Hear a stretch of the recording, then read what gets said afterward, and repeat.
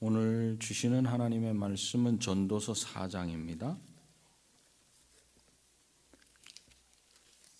전도서 4장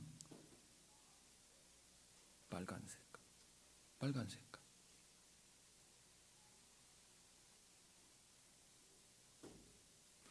전도서 4장 7절부터입니다. 7절부터 16절까지 전도서 4장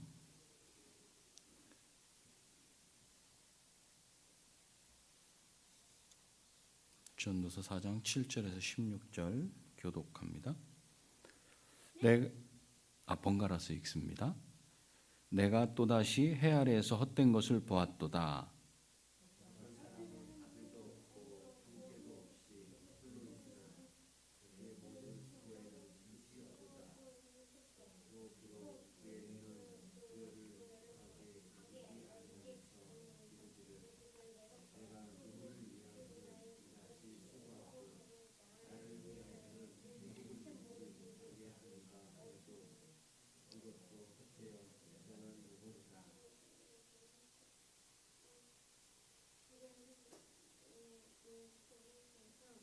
두 사람이 한 사람보다 나음은 그들이 수고함으로 좋은 상을 얻을 것임이라.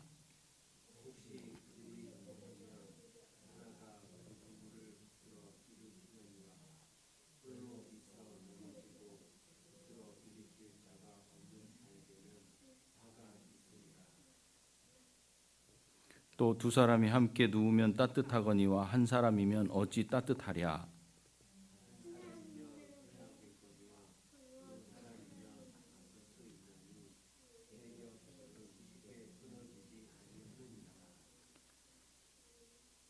가난하여도 지혜로운 젊은이가 늙고 둔하여 경고를 더 받을 줄 모르는 왕보다 나으니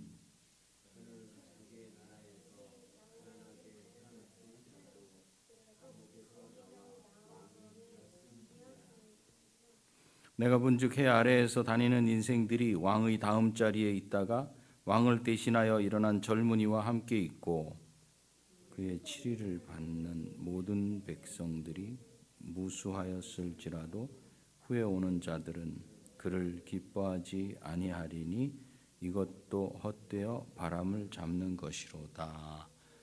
아멘. 하나님께서 때에 따라 아름답게 다스리신다.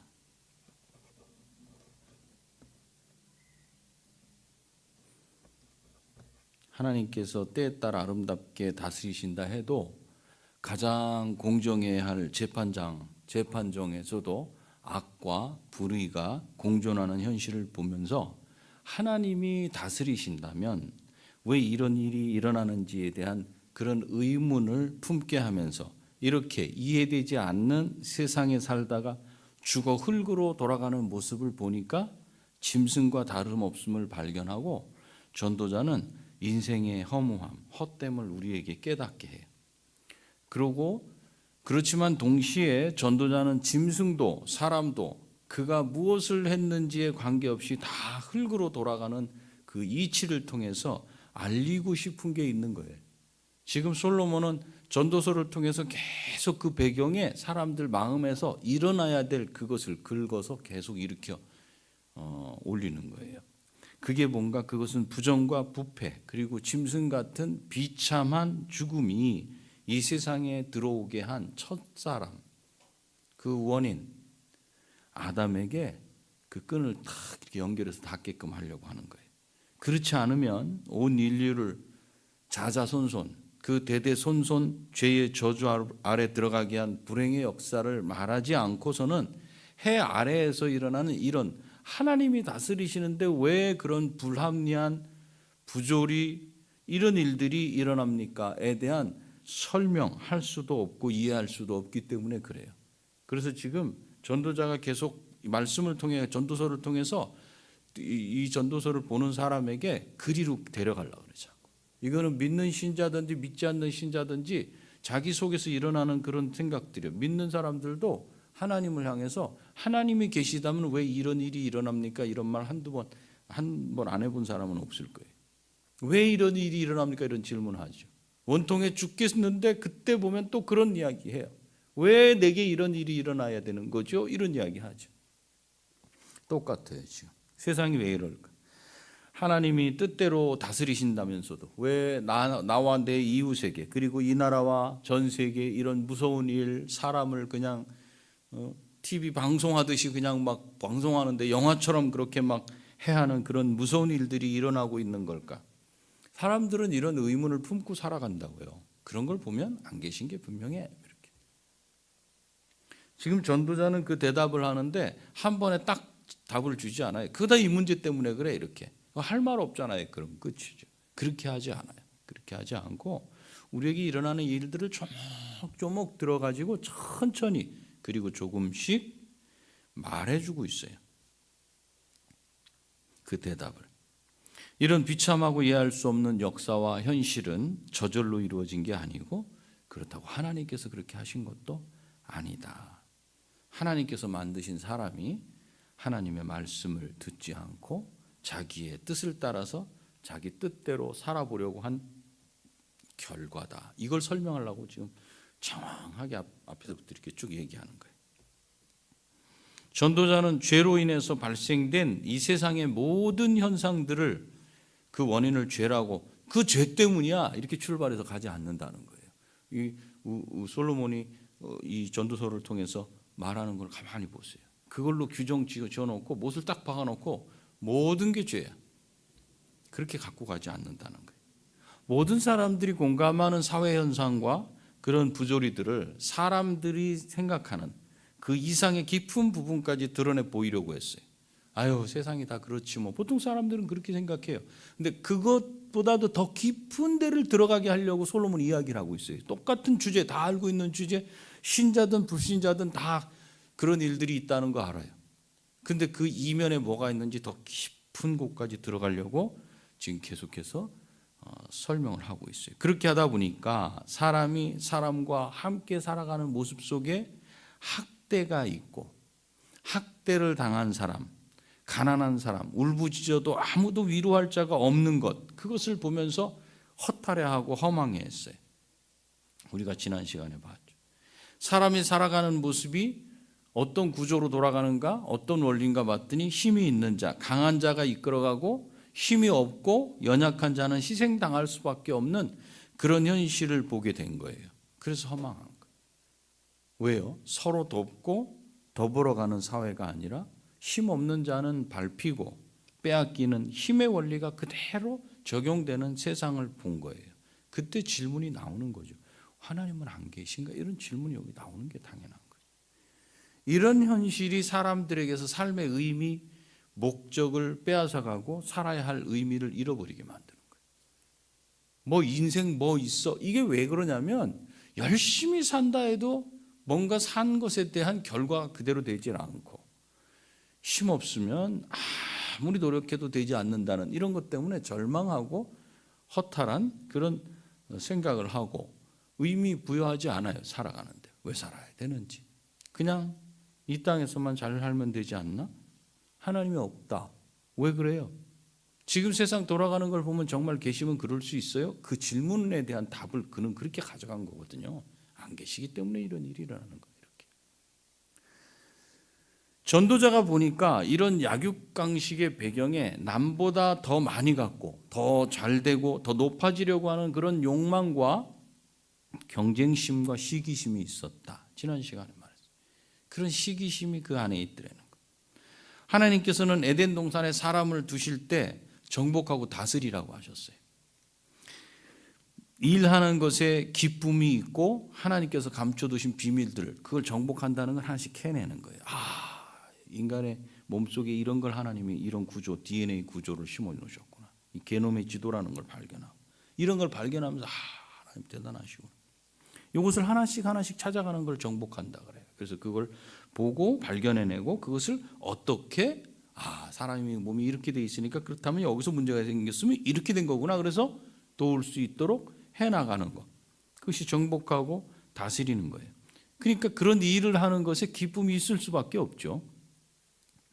그리고 하나님께서 이렇게 감춰두신 비밀들을 발견하게 하신 그 일 자체, 그걸 우리에게 축복이에요. 우리가 그걸 발견하면서 하나님을 또 알게 되고 그 하나님 앞에 또 하나님을 경배하고 경외하지 않겠습니까? 그러니까 복이에요. 일하는 것 자체가 복이었어요. 하나님께서 인간에게 주신 모든 재능과 힘을 동원해 가지고 하나님의 뜻을 이루기 위해 일해야 하는 것이기 때문에 일은 복된 것이었어요. 그 일을 통해서 삶의 의미를 찾고 보람을 얻게 되기 때문에 일하는 것이 우리에게 복이었어요. 그런데 그렇게 되지 못한 것이 무엇 때문인지 전도자는 우리에게 알려주는 거예요.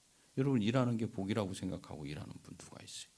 일 좀 안 했으면 좋겠다, 쉬고 싶다, 그런 말들 많이. 그 답을 지금 알려주고 있어요.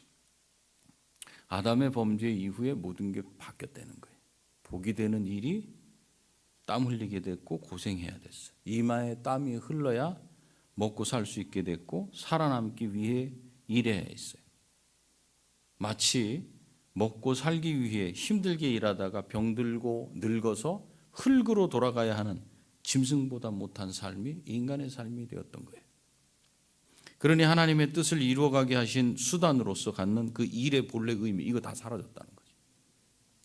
복이 아니야, 복이 고통이지.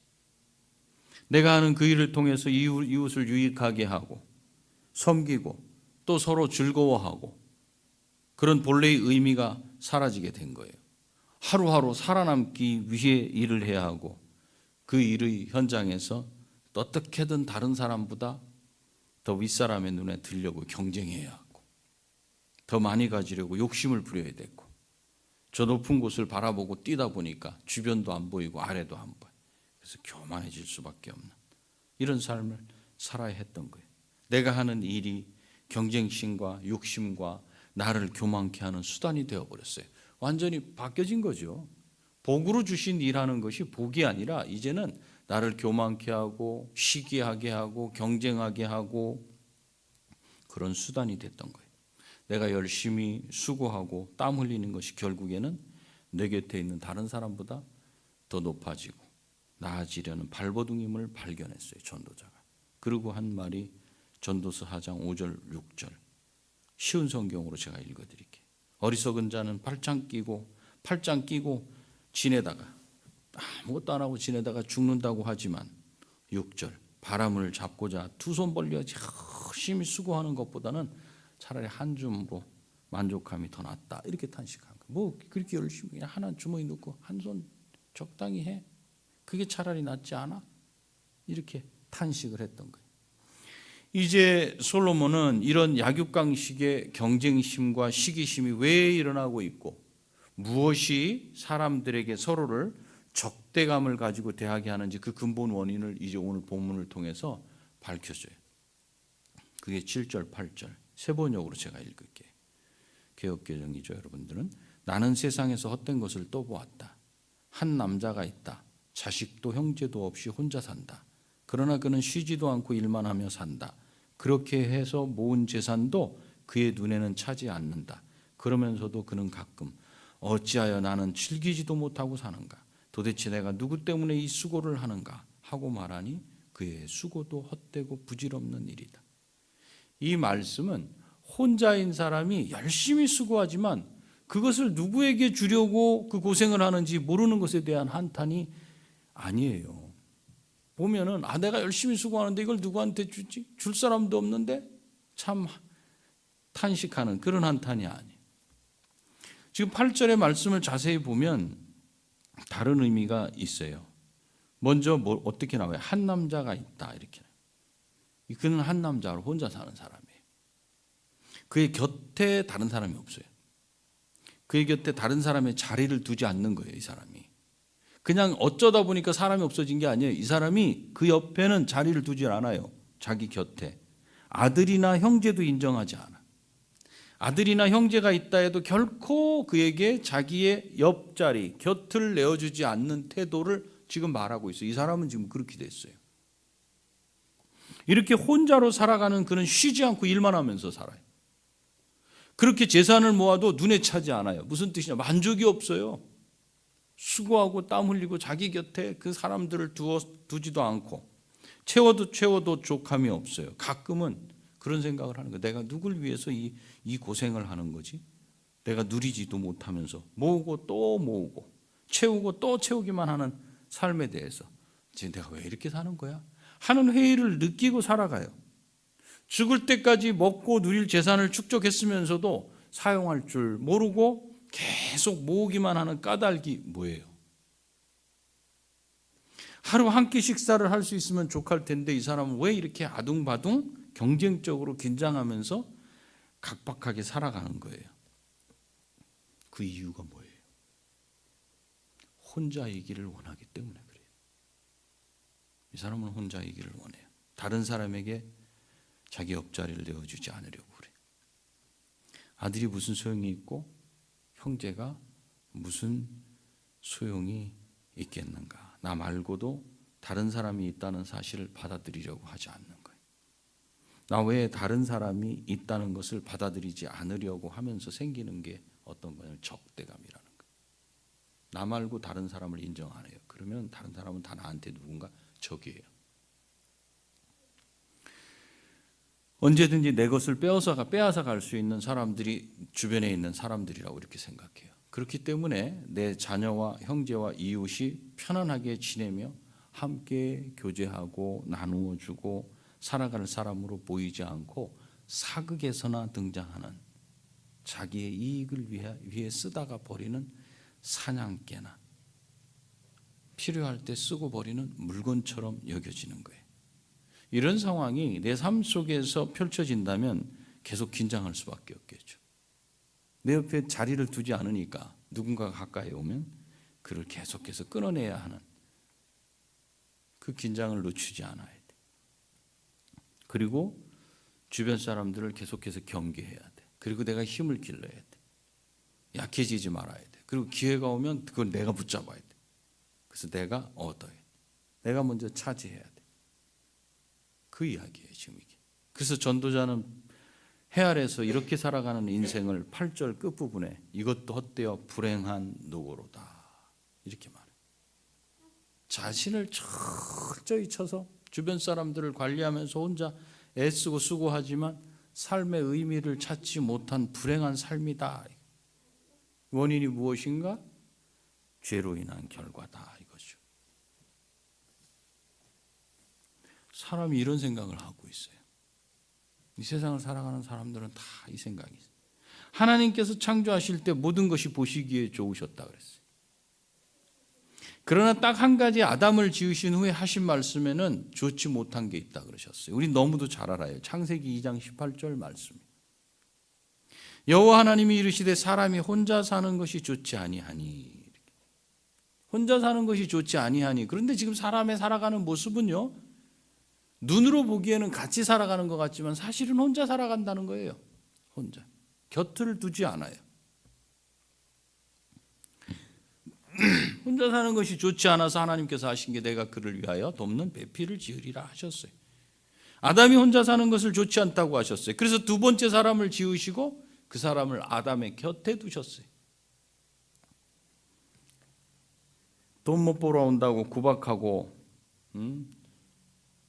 욕을 하는 저건 남편도 아니고 왼수야 왼수 이렇게 말하고 어떻게든 서로 위에서 우위를 차지하고 주도권을 잡으려고 하는 아내와 남편과의 관계는 그건 하나님께서 처음에 창조하셨을 때의 질서가 아니에요. 그거는 아담의 범죄 후에 생긴 하나님의 저주예요. 신자가 이거를 알면은 질서를 따르려고 애를 써야 돼. 이거는 아담과 하와의 범죄 후에 생긴 그런 잘못된 왜곡된 질서예요. 하나님의 저주일 뿐입니다. 지금 전도자는 죄로 인해서 파괴되기 전의 상태를 염두에 두면서 함께 살아가는 행복이 뭔지를 말하는 거예요. 지금 여기서는 이 사람은 어떻게 8절에서 보니까 혼자라 그러잖아요. 혼자. 지금 여러분 한번 우리 이 사회를 한번 보세요. 같이 살아가는 것 같지만 혼자예요. 사실은 혼자. 그 자기 옆자리를 아무에게도 내주지 않아요. 그래서 전도서 4장 9절 12절 보세요.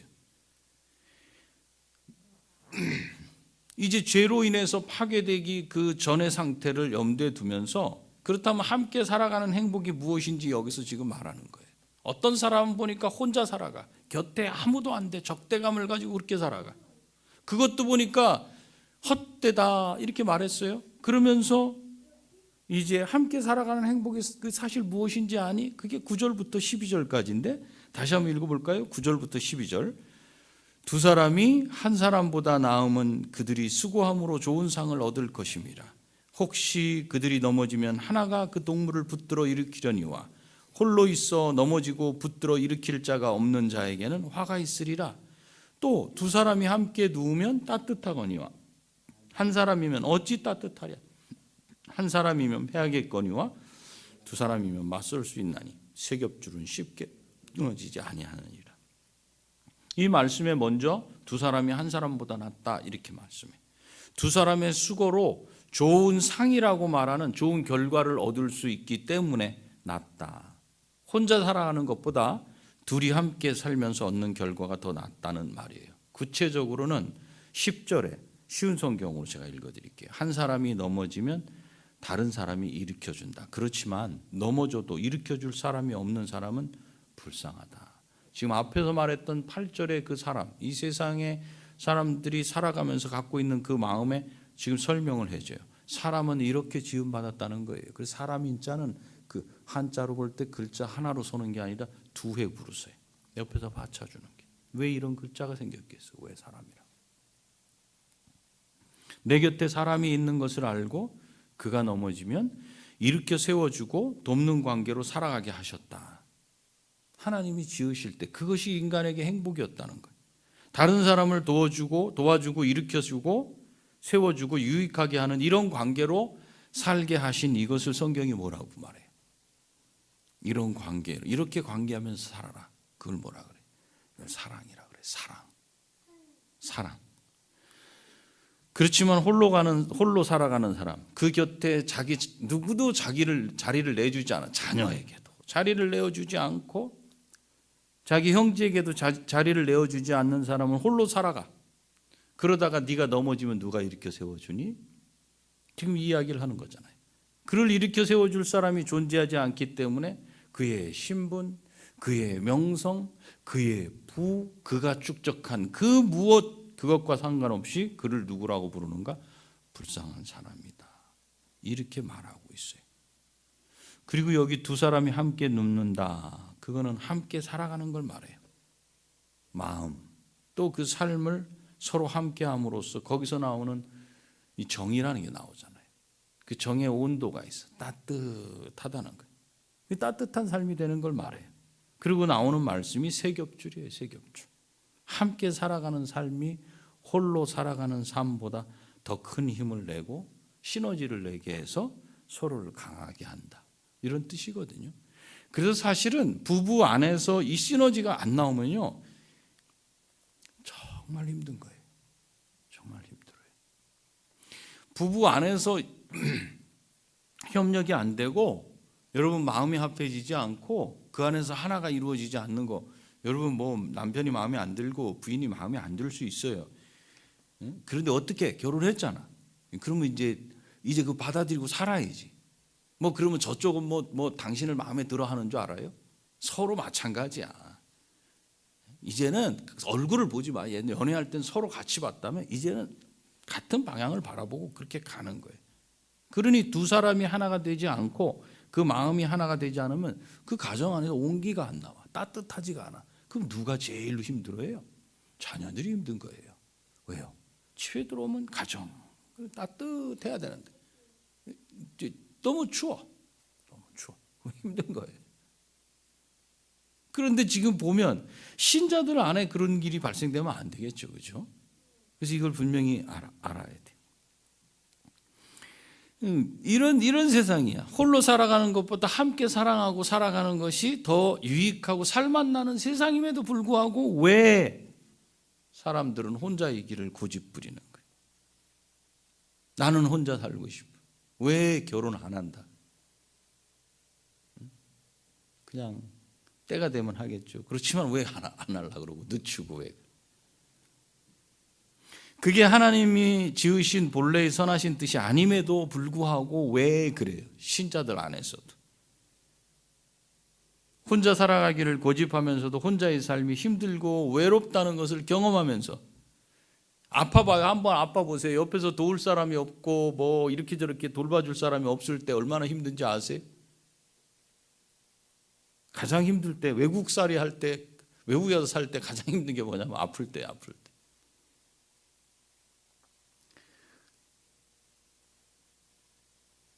만약에 아는 사람도 없고 그래봐요. 현지인들. 아파서 몇 날 며칠이고 밖에 안 나가도 그 누구도 신경 쓰지 않는 그런 데서 자기가 혼자 끙끙 앓아야 된다고 생각해요. 힘든 거예요. 아, 혼자서는 못 살겠어. 이런 생각을 거기서 하게 돼.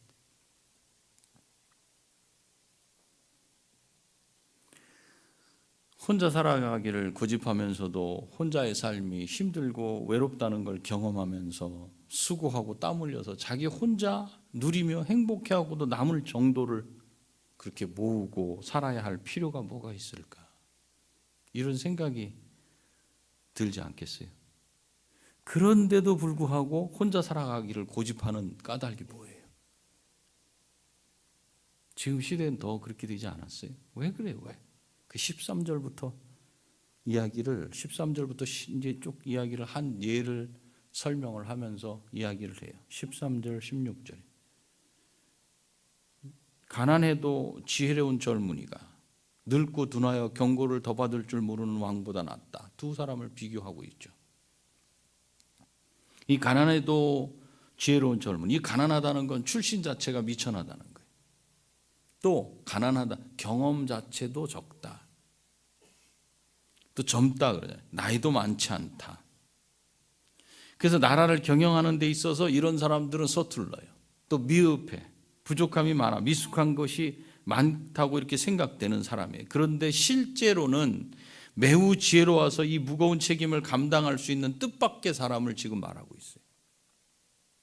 이런 사람이라면 이미 왕자에 앉아 있고 나이가 많고 경험이 풍부해서 나라를 잘 다스릴 수 있겠다고 생각되지만 신하들의 조언을 듣지 않는 늙은 왕보다 낫다.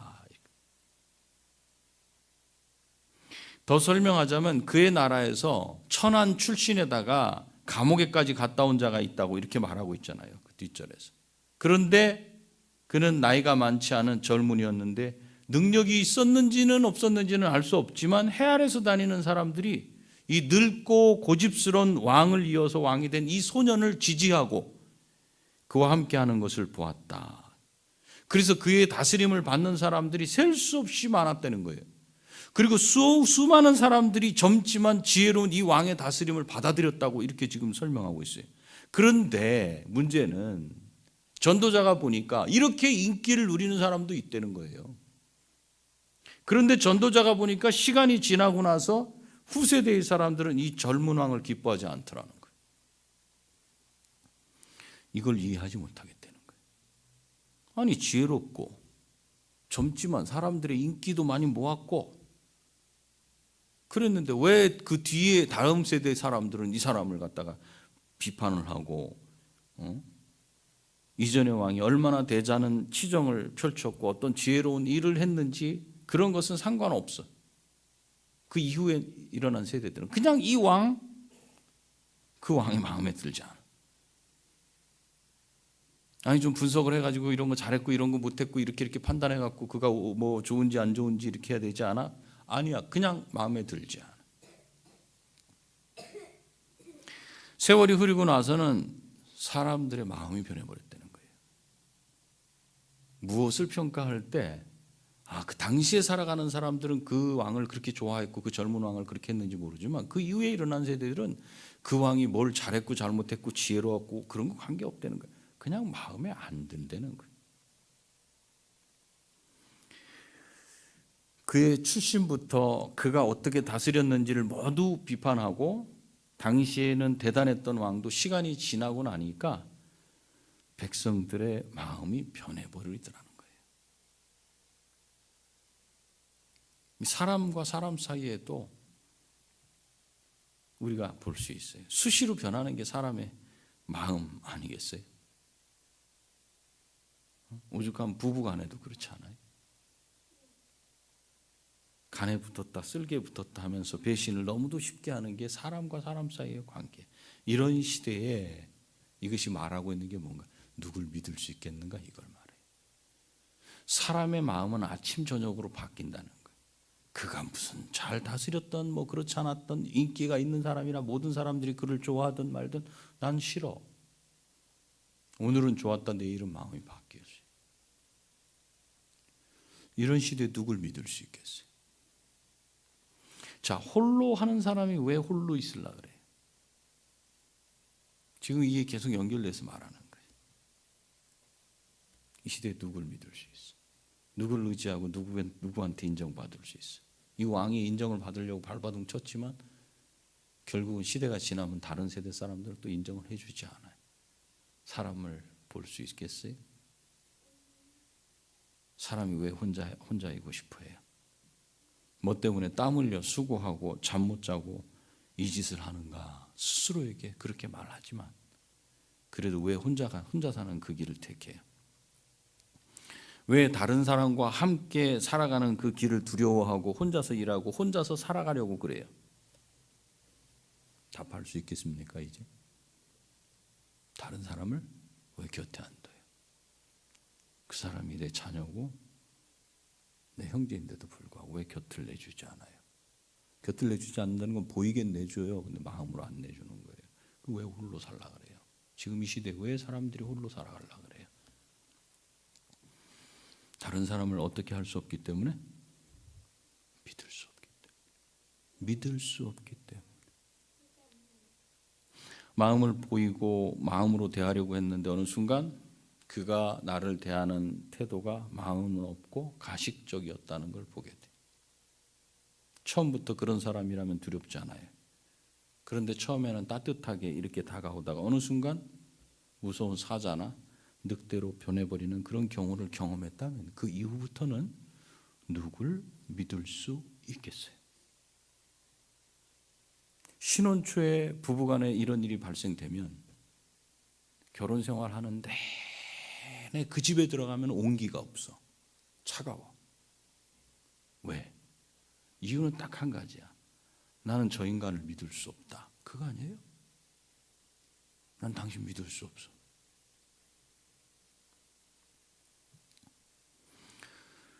신뢰하지 않기 때문에 자기 곁을 내어주지 못하는 거예요. 이렇게 한 사람 두 사람을 경험하다 보면 무슨 결론에 도달하게 되는가? 사람 다 똑같지 뭐. 그러면 곁을 안 줘요, 마음으로. 그래서 홀로 살기를 결정하게 돼요. 죄로 인해서 우리 인간에게 찾아온 가장 큰 불행이 무엇인가? 진실을 거짓이 대체해버린 거예요. 뭐가 진실인지 알 수 없어요. 하나님의 형상으로 지은 인생은 원래 의와 거룩함, 진리, 그것이 그 안에 있어요. 근데 마귀의 속임수에 넘어가서 그를 쫓아 살게 된 인간들은 마귀에게서 나오는 거짓이 진리로 대체된 거예요. 그래서 사람들 속에는 언제든지 변할 수 있는 거짓이 진리로 탁 장착돼 있어요. 무서운 거예요. 그래서 혼자 살고 싶은 거예요. 누구랑 같이 결혼하고 싶지도 않고, 결혼하고 나서도 내가 왜 결혼을 했던가, 이런 후회하는 분들이 있어요. 신자들 중에도. 거짓이 진리로 딱 장착되어 있기 때문에 그런 사람에게 내 진심을 내어주고 곁을 내어줄 사람 없겠죠. 자기 마음을 누가 내줄 수 있겠어요? 그러니 누구를 신뢰하겠습니까? 그래서 저 중동에 가면, 제가 시리아에 갔을 때 그 데르조르라고 유프라테스 강 딱 건너면 마을이 있어요. 그 마을 거기에 이제 석유 유전이 있어. 근데 한 집에 초대를 받았는데 집이 엄청나게 커요. 그랬는데 제가 아침 10시부터 저녁 8시까지인가 8팀을 손님을 받았어요. 외국 사람 왔다고 오는데. 근데 이 사람들은 오면 커피를 마셔야 돼. 조그만 데다 이렇게 팍 하는 커피. 여기다 3잔을 따라 마셔야 된대. 세 잔을 마시지 않으면 내가 너한테 적대감을 가지고 있다는 이런 표현이라는 거예요. 뭐 세 잔 아니라 몇 잔을 마셨는지 몰라. 그날 하루 동안 8팀을 맞이했으니 8팀 올 때마다 계속 이걸 한 잔씩 마시잖아.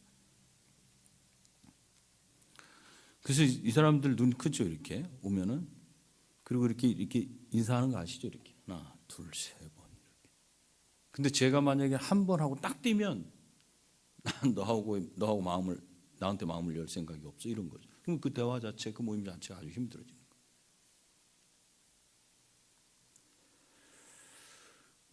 서로가 서로를 신뢰하지 못하면 그런 사람들이 살아가는 사회에는 온기가 없죠. 차가워요. 그리고 무서워져요. 그래서 집집마다 온갖 보안 시스템 다 갖추고 CCTV를 그냥 여기저기 갖다 설치하고 그렇지 않습니까? 그래서 혼자 사는 길을 택해요.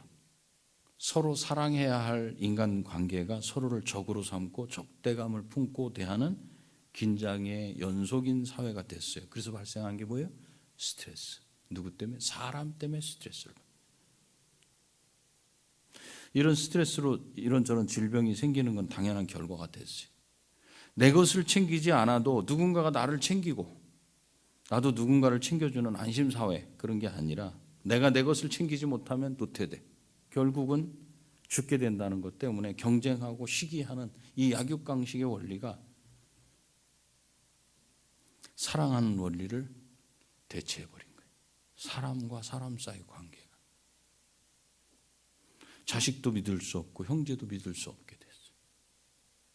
그래서 외로운 길을 가는 거예요. 이것이 죄가 만들어낸 왜곡된 인간관계예요. 이런 인생을 전도자가 뭐라고 말하는가? 바람을 잡으려는 것이로다 하고 말해. 사람 사이가 서로 긴장의 관계로 되어버린 이 현실이 비참하고 그것이 허탈하다, 그거죠. 동의하세요, 여러분도? 신자는 이 시대를 읽을 수 있어야 돼요. 요즘 세상이 그래, 누구를 믿어, 그러니 나도 이렇게 가야지, 나도 이 길을 택하는 거야. 이렇게 하면은 우리는 현실만 볼 수밖에 없고 하나님의 뜻을 보지 못하는 그런 사람인 거예요, 결국. 이제 말씀을 맺겠습니다. 그렇지만 예수 그리스도를 믿는 사람들은 사람을 대하는 관계의 법을 배우고 익혀가는 사람들이.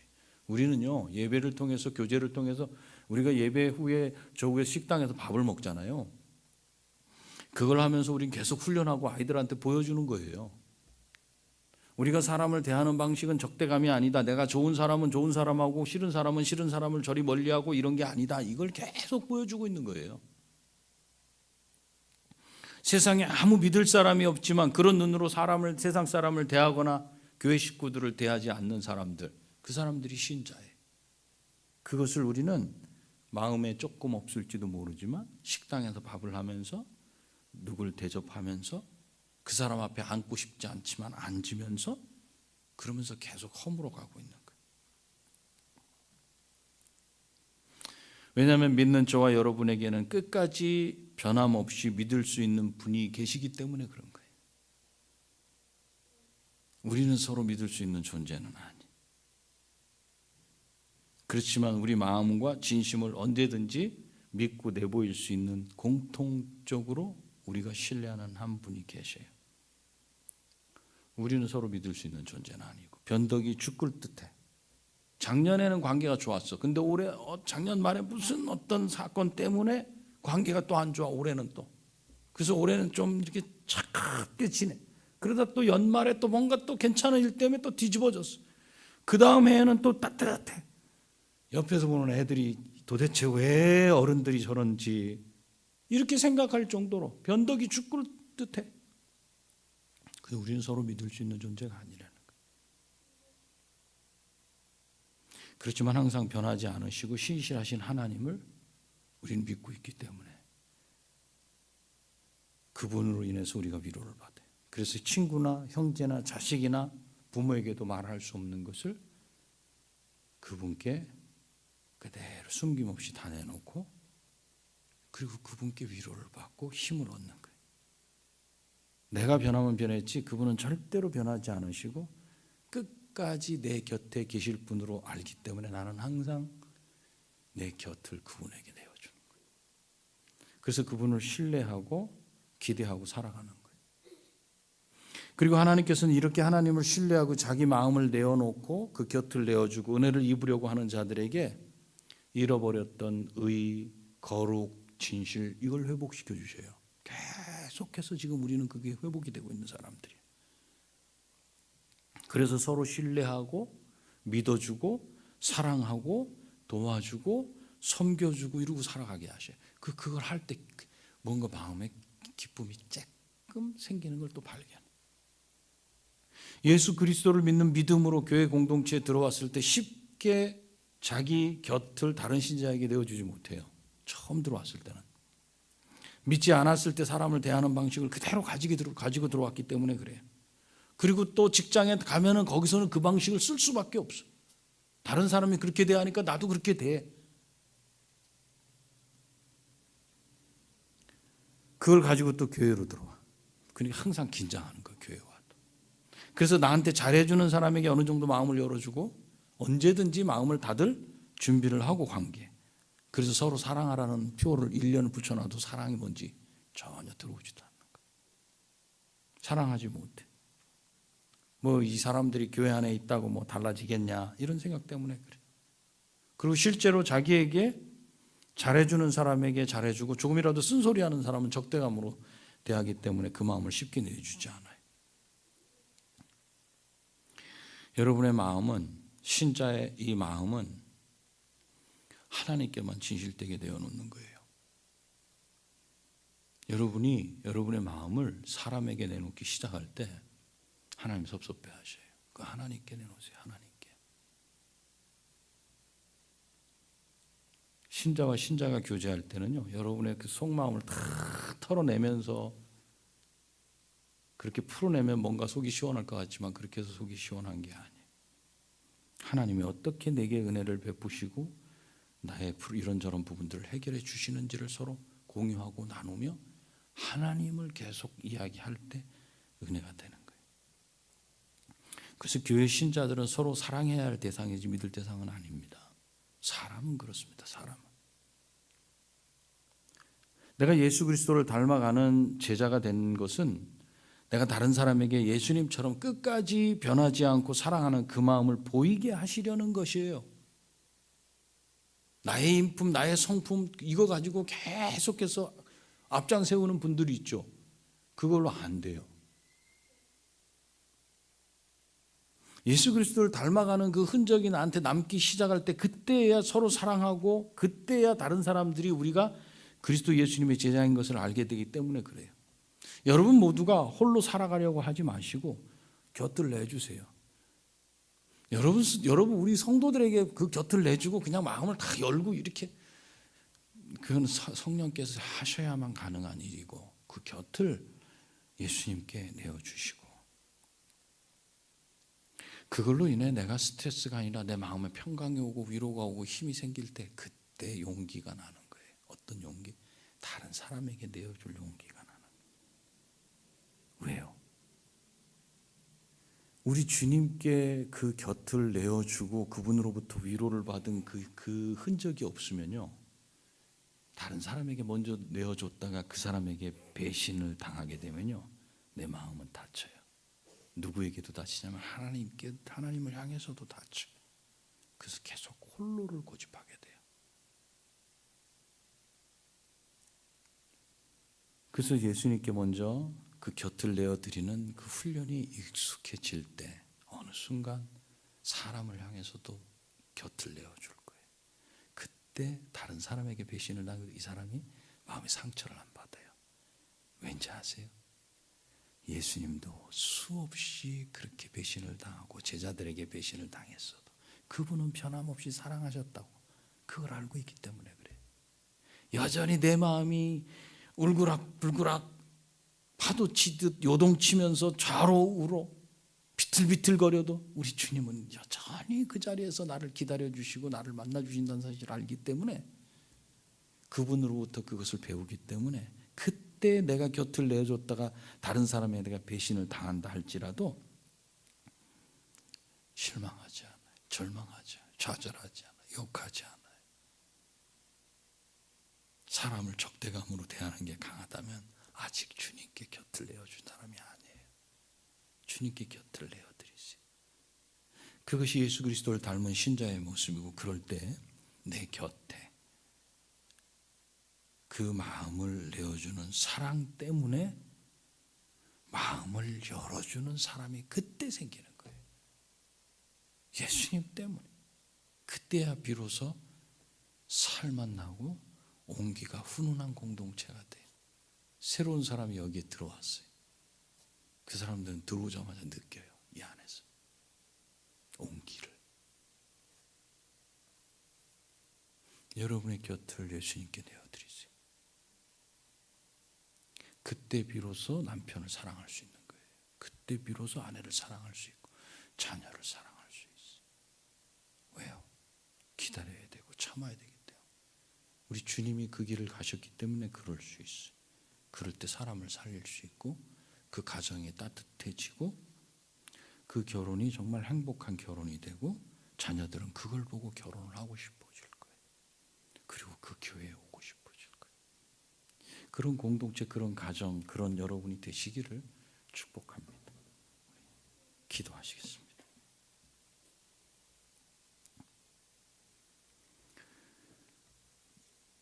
주님, 우리에게 허락하신 사람과 사람 사이에 살아가야 되는 관계의 법칙이 사랑인데 이 땅에서 이리 배신당하고 저리 채이고 그래서 적대감이 생겼고 그 적대감이 사라지지 않아서 여전히 예수님을 믿는 믿음 안에 있다고 하지만 성도들을 대할 때, 남편과 아내를 대할 때, 자녀를 대할 때 그 감정이 앞서는 것을 발견합니다.